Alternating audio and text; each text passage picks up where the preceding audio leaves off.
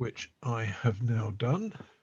So welcome everyone. It should say that we are now being recorded on your devices. So welcome to our weekly course, starting slightly later than usual this week.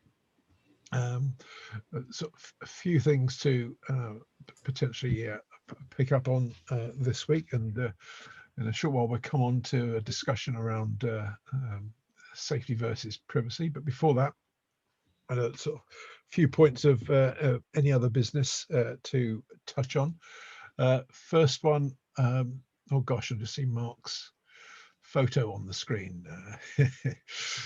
Back in the day, clearly. Back in the day. You could tell I had a lot of hair, but also that I was about to go bald. Look how high my forehead is. Very stylish, it has to be said, Mark. Yeah, I do like that one. Right, this is going to be really hard to keep my train of thought. I will do my best not to lose it. So first things first. Hopefully you will have seen that the draft agenda for ITF 110 is out for those of you that have an interest in attending that.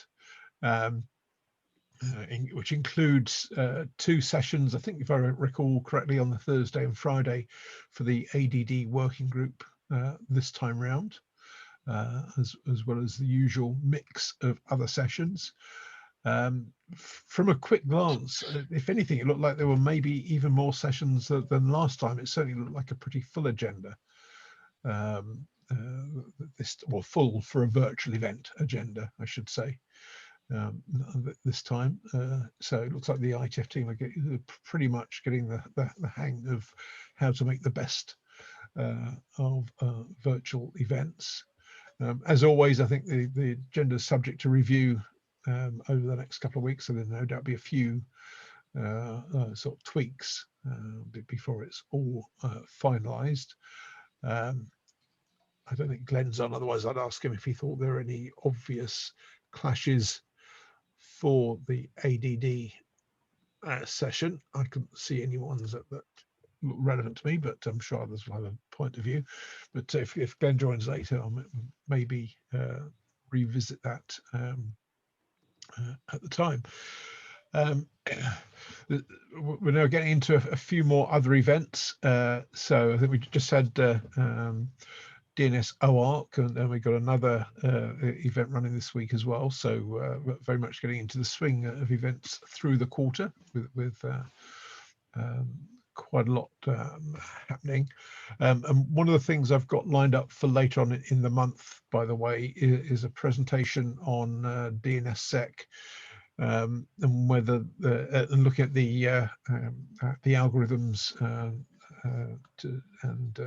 consideration for being tweaked to take into account quantum computing. So we've got a couple of guys that will be joining us in I think 2 weeks' time, if I recall, to discuss that, as well as next week, all being well, we're going to have a discussion on centralization and some of the pros and cons of centralization. That's just on the back of developments like DOE and ECH and so on. So which some of you on the call will be involved in, which should, I hope, lead to quite an interesting discussion. And also this month, we're going to sort of revisit how some of the DOE deployments are going, and what people are learning from those in terms of things like scalability and sort of general performance of resolvers with DOE deployed. So hopefully that will sort of tease out some interesting learnings from the various different deployments, which are at sort of different stages of maturity with different operators around the world currently. So that's just a few updates in terms of things that we're going to be sort of just touching on in the coming weeks.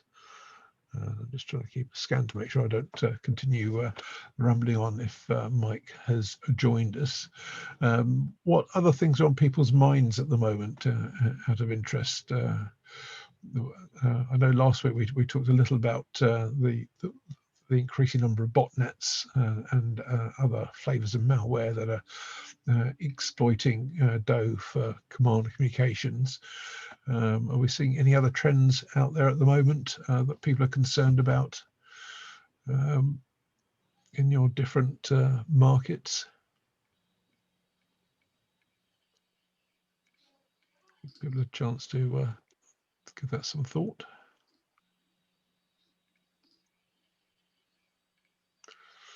Or is it too early in the morning for some, too late in the day for others at the moment, which is entirely possible.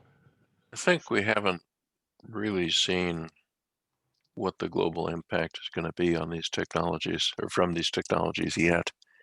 But, you know, if you read the Internet Activities Board guidance in the post-Snowden era, it's that the internet is for end users and endpoints, and anything that stands in the way should have no ability to detect or change what is seen. And that turns out to be naive as far as how the world can possibly work. So I think that we're headed for some major collisions, but we haven't sort of reached the threshold where this is visible to the right people, and pain is being, not the right people, to the actors who will find this an intolerable state of affairs. So I expect that when this gets noticed, it's going to seem like an emergency, no matter how much those on this call may have published or spoken or whatever. It's still going to come as a great shock to the world.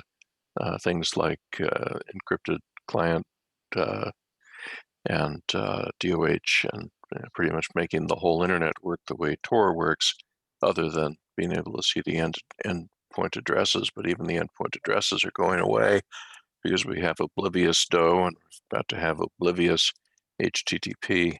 So there's a real push to build kind of a different shining city on a different hill.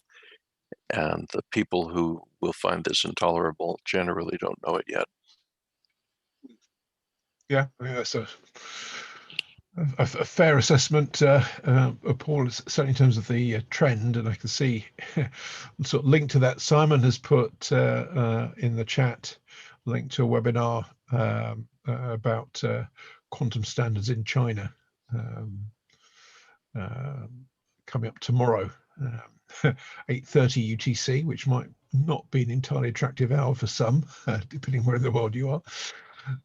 There was an interesting article also linked to that today in the, I think it was the New York Times, either there or the Wall Street Journal, looking at standards activities in China and how that is putting increasing efforts into leading standards developments around the world, which to your point, Paul, thank you, Wall Street Journal, it would appear. I think that if that leadership really does happen, that might start to really push the pain points of those individuals you were talking about, Paul, because they might find some of the direction of travel less attractive if it's led out of China in particular. So they may take a different view on things if that were to happen. Yeah, you were queuing me up actually for another question or comment that I was going to make, which is that it seems that the Chinese are busy doing new identity models and addressing models in ITU, and I wondered if anybody was keeping an eye on what's happening in ITU as far as some of that stuff goes. Well, there was a paper published towards the latter part of last year, which I don't know if Stacey is with us Yes, Stacey is with us today, which I think the Oxford Information Labs published. Certainly two of the co-authors were from Oxford Information Labs. I think one of them was indeed Stacey, which looked at I think some of the standards activities in China. I think tried to give a perspective on the new IP project in particular. And if anyone hasn't seen that paper, it's definitely worth a read. I don't know if you're able to unmute by any chance, Stacey. She might not be able to. When I'm not talking, I will look up and see if I can post a link. Yeah, that'd be helpful. I know I've seen references to that paper, but I haven't seen the paper itself. So yeah, that would be good.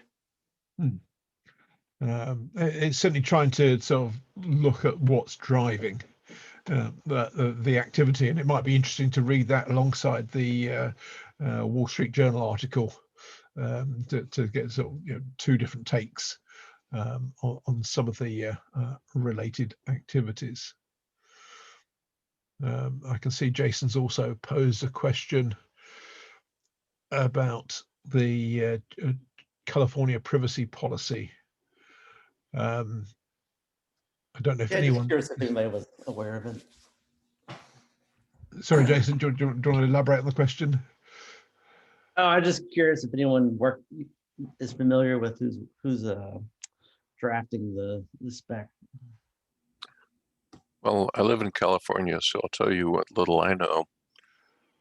This is a specification for a protocol by which the expressions of preference that are called for by the California Consumer Privacy Act can be told to operators of infrastructure so that they can know what the preferences are and therefore be held accountable if they do not respect that. They can no longer claim ignorance. So that's really the point of this. And the reason to do it is because the tech industry has fought very hard against the California Privacy Act. So much so that even though it was passed into law, it then had no effect. So the backers had to do a ballot proposition. This is where you go directly to the voters and say, shall this be the law of the state? Because when it was implemented through the legislature, it turned out that the tech industry was kind of very influential about what the legislators were willing to do, whereas they are not influential as to what the voters are willing to do. So we just had that ballot proposition, and so this is finally coming into law. And so because there has been so much energy by the tech industry here in California to bypass, to look for loopholes, to gut, to remove teeth from this law, the people who are sure that the tech industry needs to have some kind of controls on it are now trying to get out in front and make it impossible for that type of sort of lobbying to have an effect. So this particular effort is probably not going to succeed, but it will lead to one that does. Interesting. Thanks for that background. Paul, do you happen to have any insight on what specific sections of the California policy was it that people were pushing back the most? I can look up the ballot proposition text and send that to the list. That would be lovely, and mostly just out of curiosity, though. I think it would be kind of useful.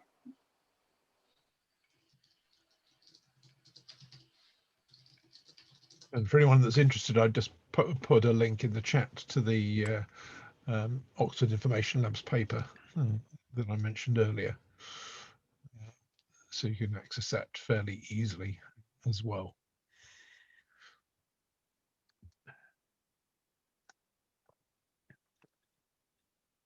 Okay, let me just see if Mike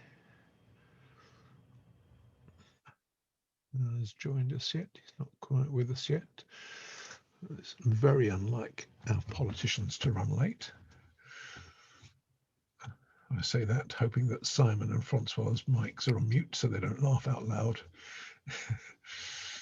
at that scurrilous suggestion. Politicians run to their own schedule, which may be early or may be late.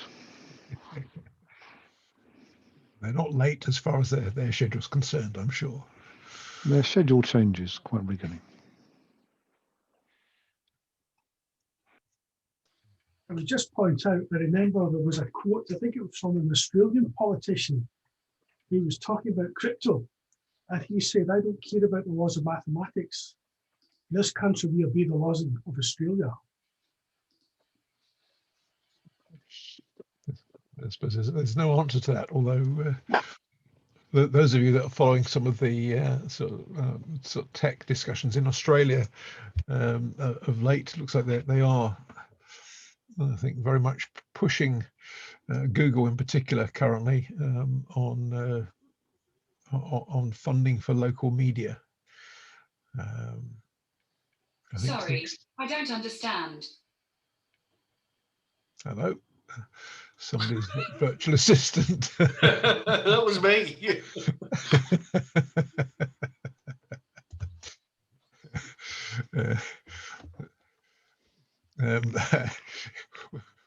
Was that the Cortana jumping in to agitate against the idea of paying for local media in Australia?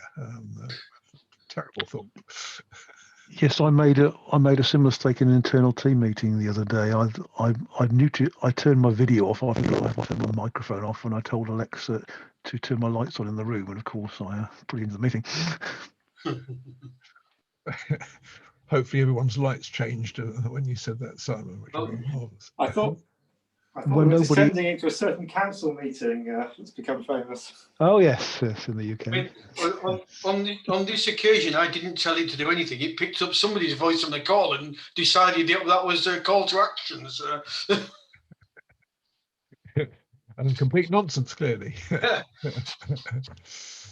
In the meantime, I can see that Mike from the IWF has indeed joined us. So welcome, Mike. Andrew, sorry, a couple of minutes later than I thought, and I think Sarah's just dialing in at the minute as well. So I think we have both of us. Right on cue. That was impressive. I don't know how you did that. Welcome. Yeah, well, I did explain that you were entertaining is probably not the right word, but let's go with that. Entertaining some MPs, so weren't necessarily in complete control of your timing. So I think we had an interesting chat on a few other things in the meantime. Well, welcome to both of you. I'll leave you to introduce yourselves properly. And the IWF, I guess, in a moment, because there's probably a few people on the call that maybe don't sort of come across you regularly. But I'd mentioned that it was really much to sort of tee up a discussion around sort of privacy versus safety, and really just, I guess, look at some of the trade-offs and see where that discussion takes us. So I don't know if you wanted to use any slides or just talk, and either is fine. I was intending to just talk, if that's okay, Andrew. Would it be helpful if both me and Sarah perhaps introduced ourselves, and then I don't know how you want to sort of kick off. We can then go from there. Yeah, just say, yes, introduce yourselves and maybe sort of give your take on the topic, and then we'll see where that takes us. Yeah, so I'm Michael Tunks. I'm the Senior Policy and Public Affairs Manager at the Internet Watch Foundation, and I'll let Sarah introduce herself as well. Hi everyone. Yeah, so I'm Sarah Smith. I'm Technical Projects Manager at Internet Watch Foundation. And just very quickly, just in case anyone isn't aware of what we do, we are the UK hotline for dealing with reports of child sexual abuse material online. So our remit is to proactively seek out this content and make sure that it's taken down. So we've obviously got a bit of a vested interest in this subject.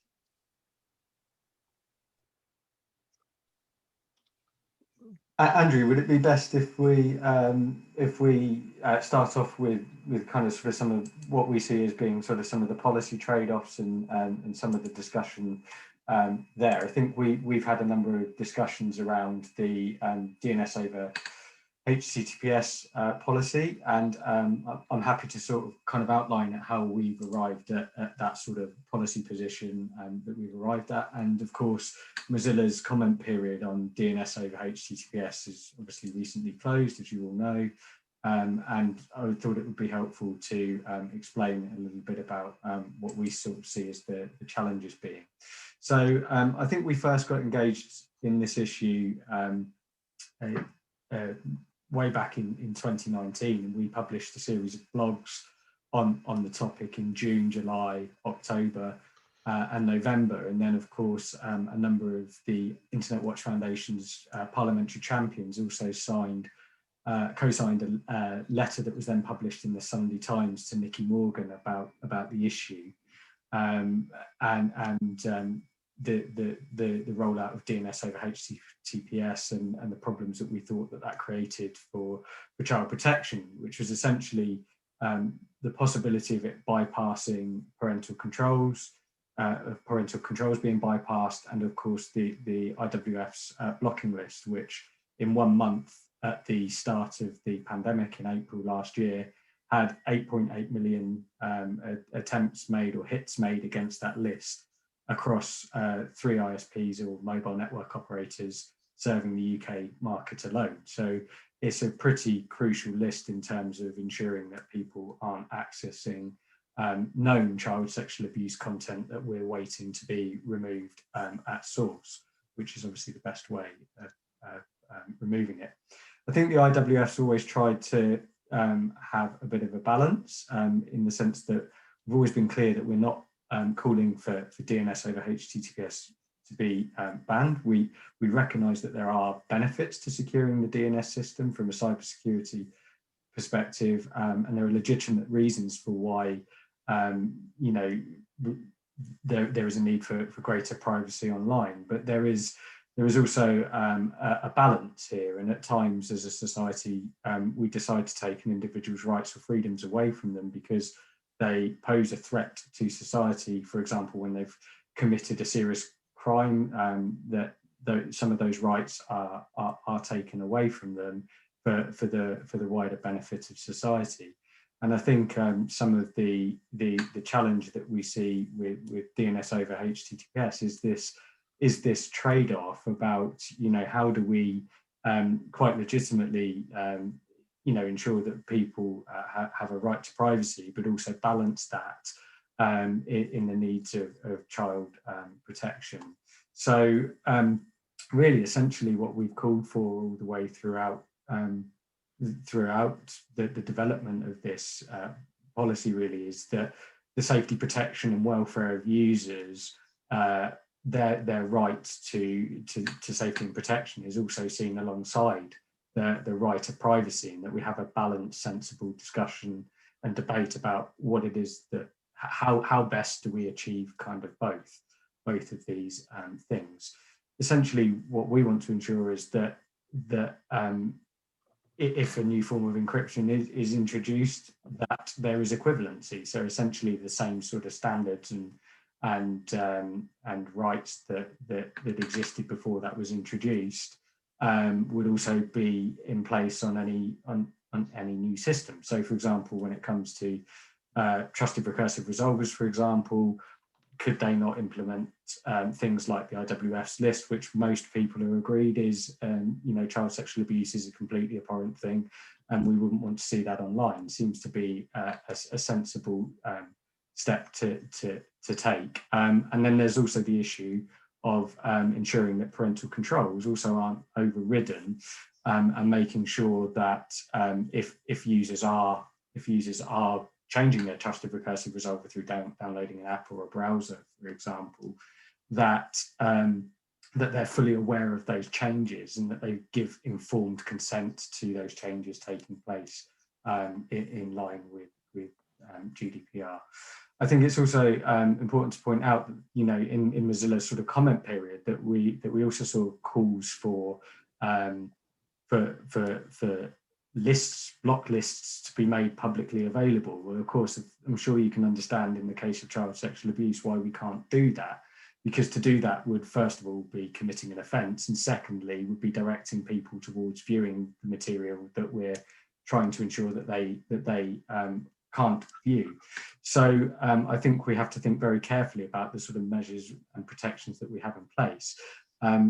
If anybody wants to appeal the judgments that our team make, then they can do so. They can appeal to us in the first instance, and our CTO will review, and our senior leadership team will review that. And secondly, if they're still not happy with the outcome, they can ultimately have the right to judicial review as well. So that's not to say that there aren't checks and balances, and checks and balances in these processes are really important for ensuring that these services are legitimate and are actually acting within the public interest.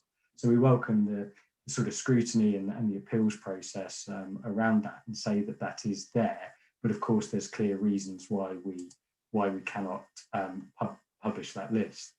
And then secondly, and finally, really to wrap up, I mean, it's just the privacy point that I think is really interesting as well, because of course, these children who have been sexually abused in some of the worst ways that you can imagine also have the right to privacy and ensuring that their images aren't spread online. So I would also just plead that we consider the privacy angle for children and young people there as well.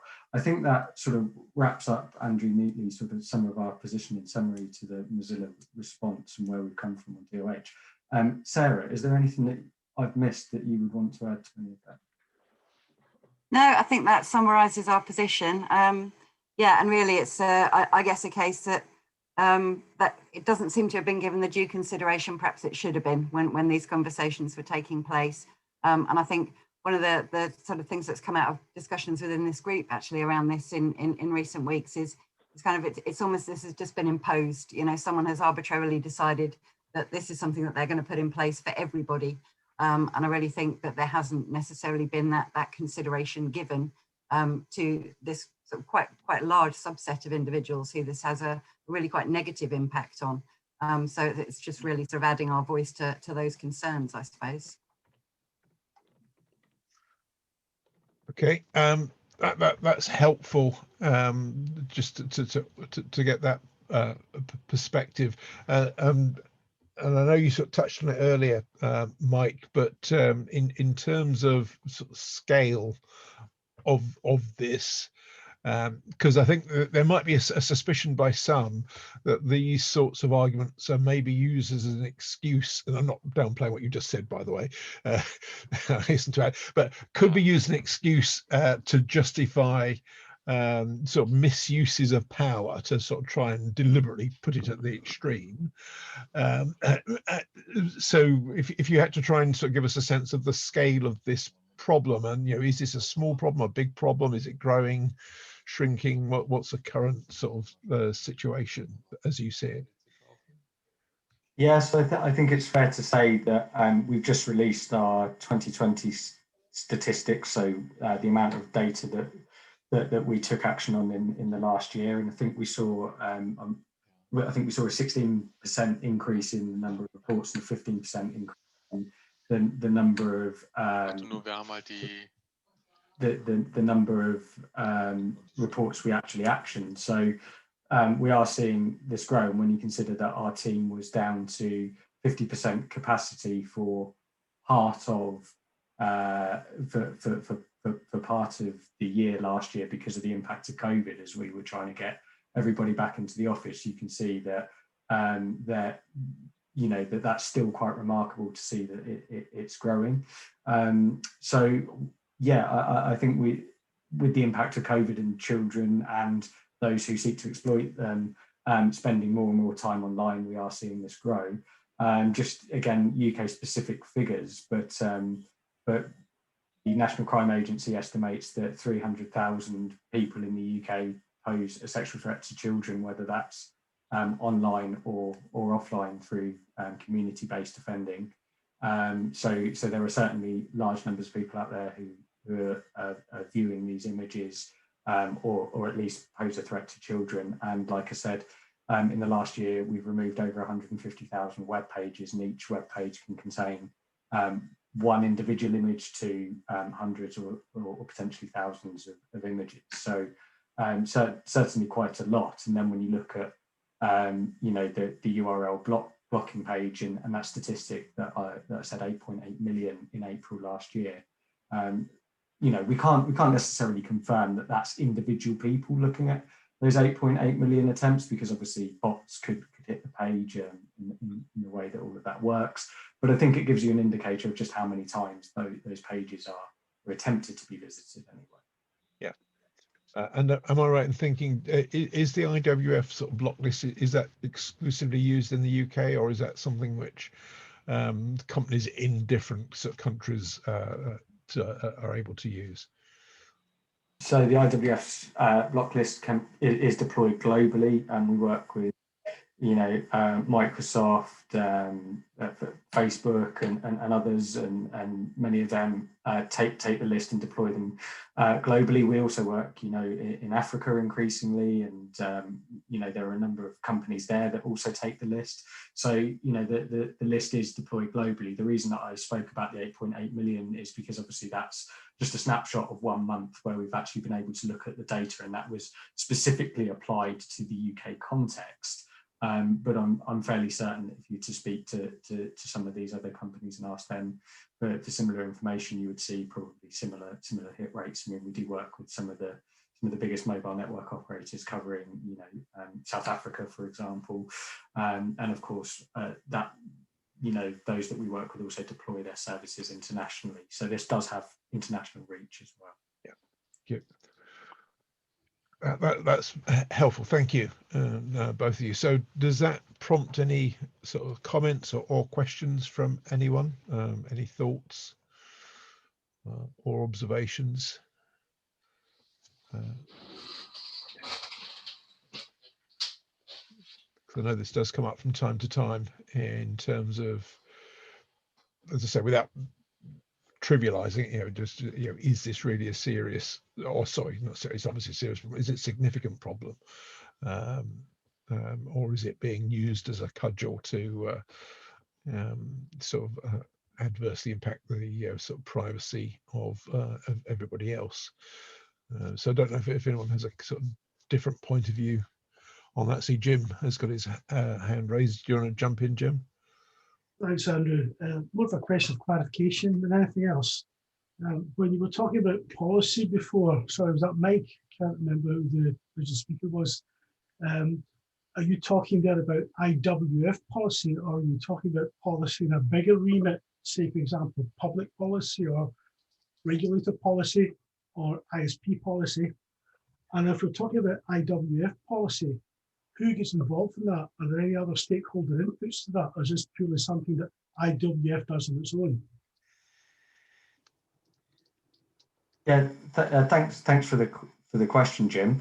I think there's you can divide your question up in a number of ways if that's helpful. So obviously IWF is coming at this from the view in terms of the protection of children online, and in terms of how we protect children online. Of course, the board of the IWF is responsible for policy and signs off on policy development.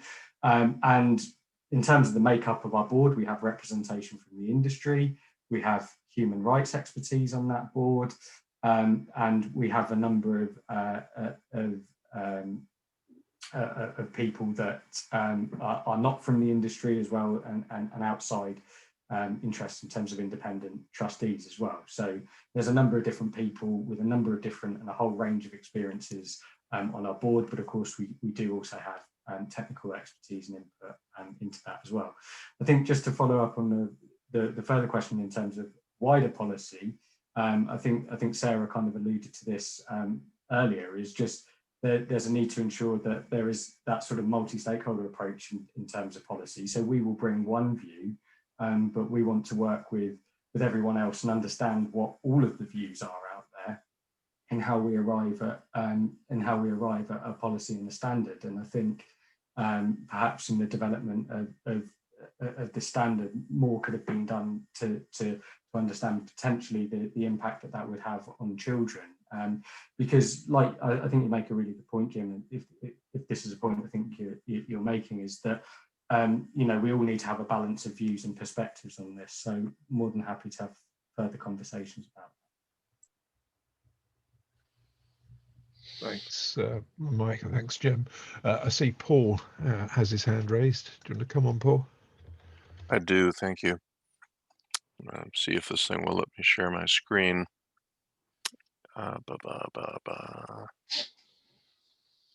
There we go.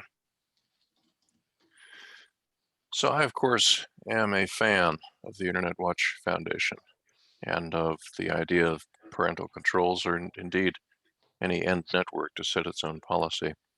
Others are not. And I think it's important when we begin to sort of figure out if there is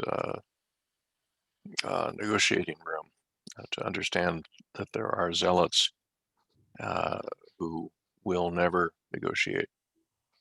And so I've given you an example here on the screen, something I see quite a bit from civil society, which is that they view think of the children, or what about pedophiles, or what about child sexual abuse.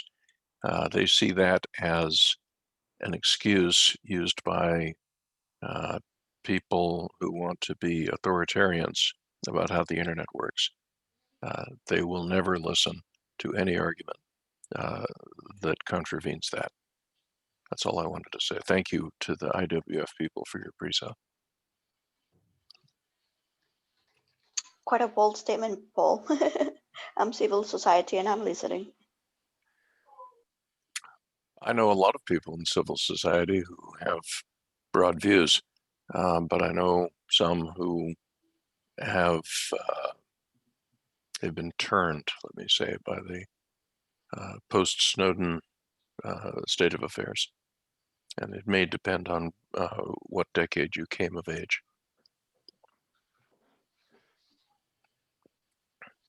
Thanks, Paul.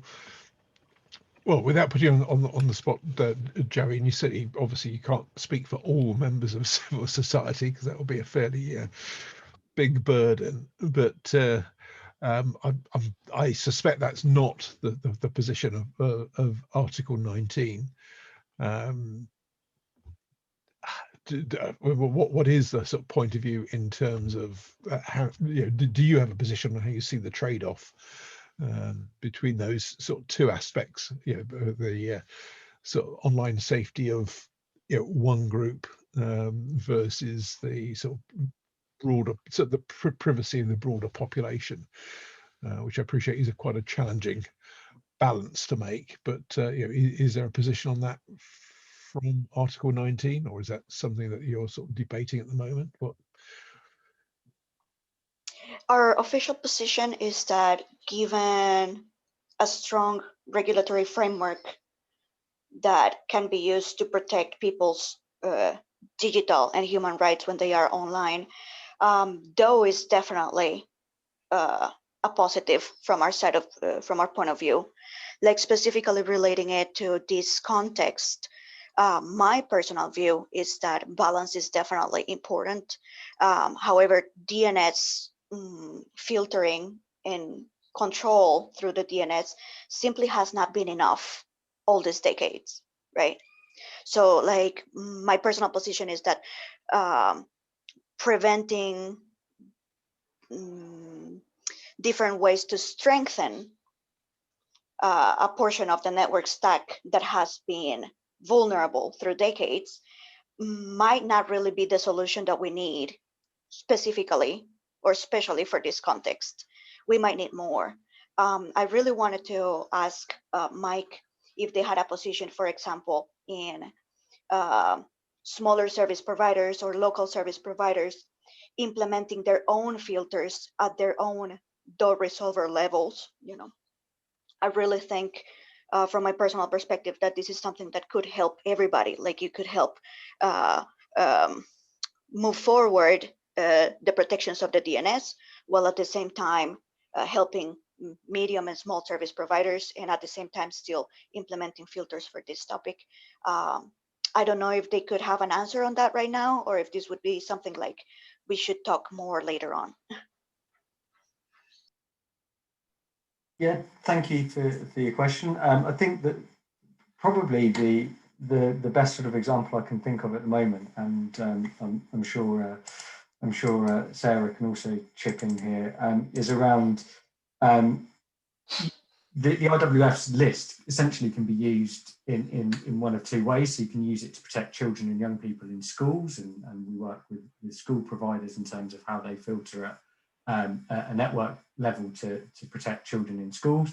But then at the same time, if universities, for example, want to have an unfiltered line into the university, but protect their students and staff from child sexual abuse and say illegal terrorist content online, then you can use the IWF's blocking list and the CTIRU blocking list to ensure that you have, the worst and most egregious forms blocked, but you have a fairly unfiltered internet for the freedom of expression and the views and academic learning of your students at university, which is of course incredibly important. So I think the list can be used flexibly, but I think that in the case of child sexual abuse, it's such an egregious harm that most people want to see eradicated from the internet,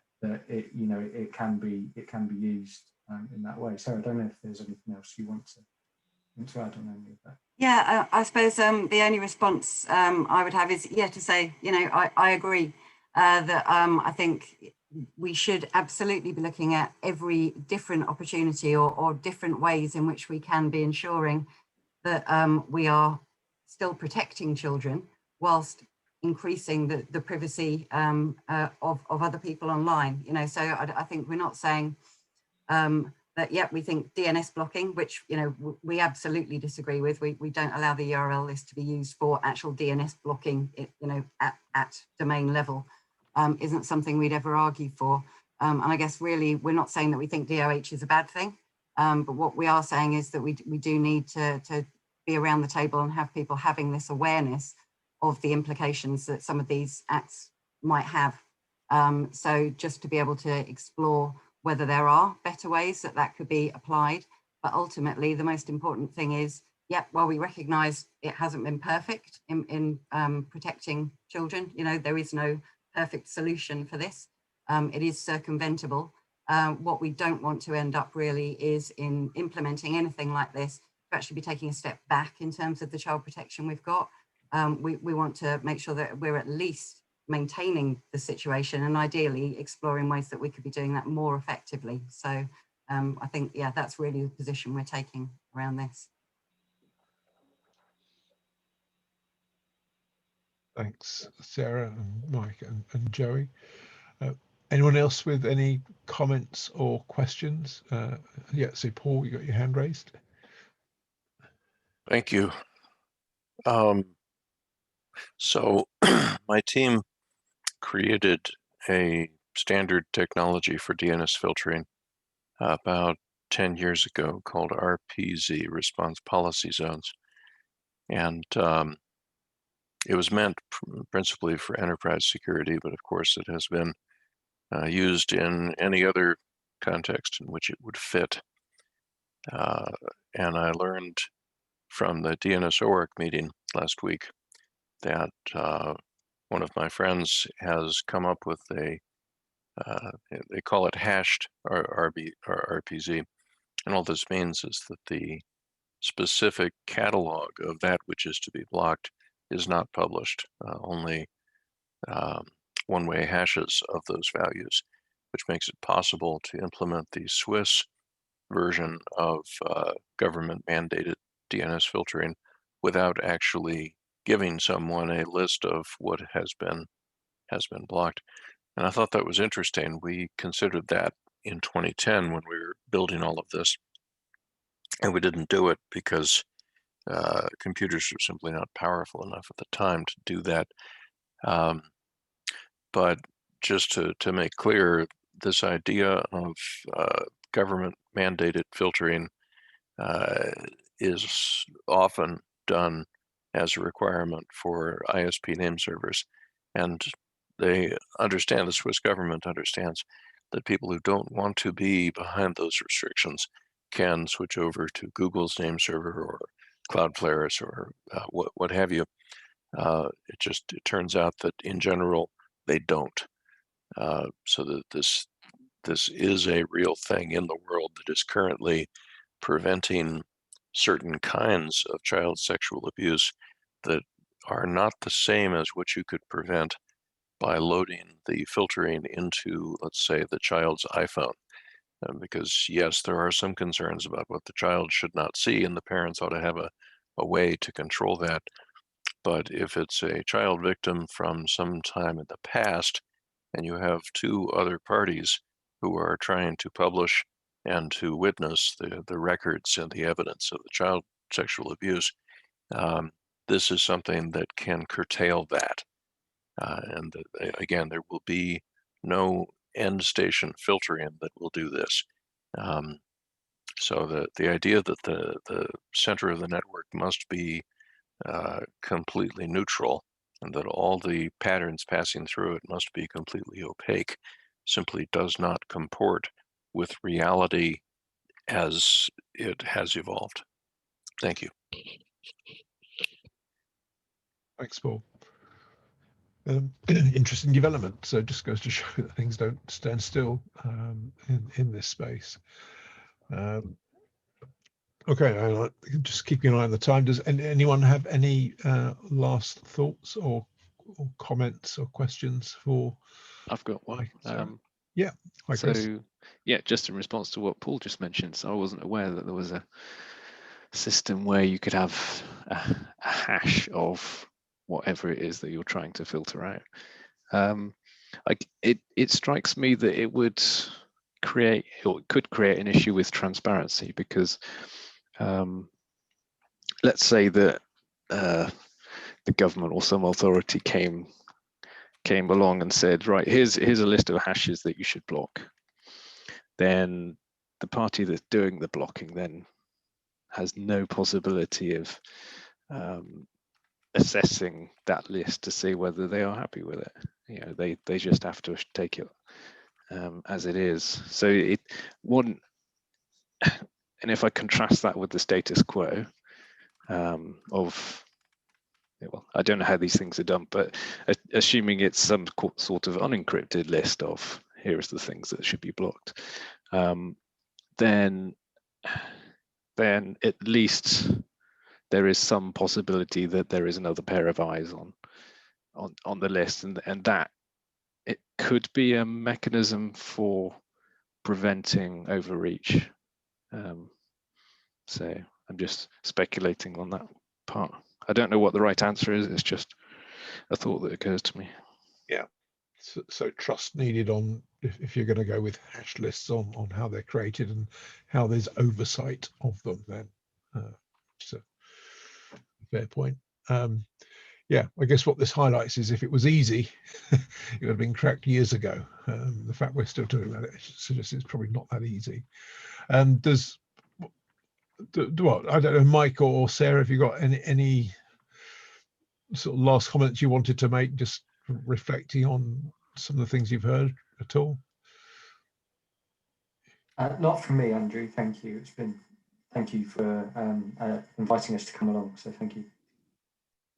Yeah, and thank you very much for everyone's opinion. And you know, I mean, I think we've been having sort of similar discussions for many years around the transparency of what we do. Obviously, having worked for IWF for 11 years, I can be completely transparent and guarantee to everybody that there's nothing else on that list that isn't child sexual abuse. I've worked in the hotline, but why would you take my word for it? And this is always going to be one of the issues I guess we face around this.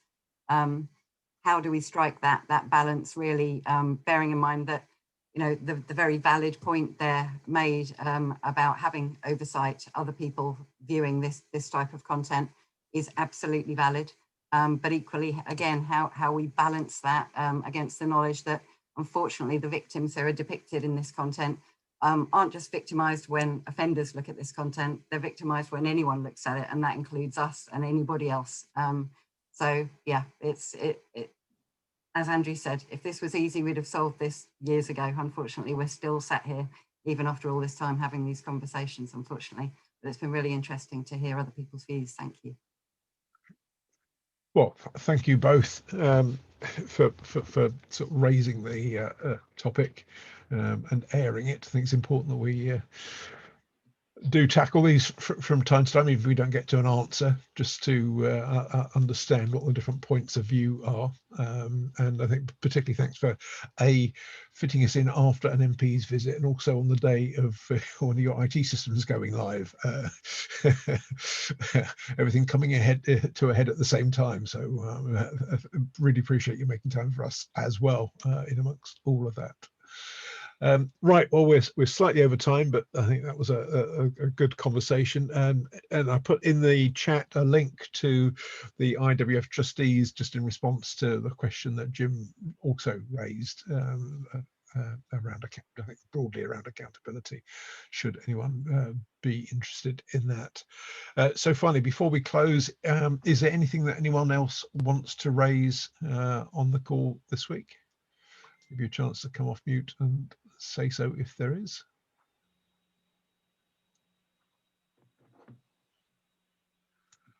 And if not, thank you all for your time. And before we really got going, for some interesting pictures from earlier periods when we all had, well, as I say, more hair. We didn't necessarily have more hair, depending on how long we've been locked down for, but hair of different colours, at least in some of our cases, which was good to see. So thanks everyone, and we'll speak again next week when, as I mentioned, we'll be having a conversation around centralisation and some of the sort of good and bad aspects of that. So have a fantastic week, and I'll speak to you then. Thanks very much. Thank you. Thanks, Andrew.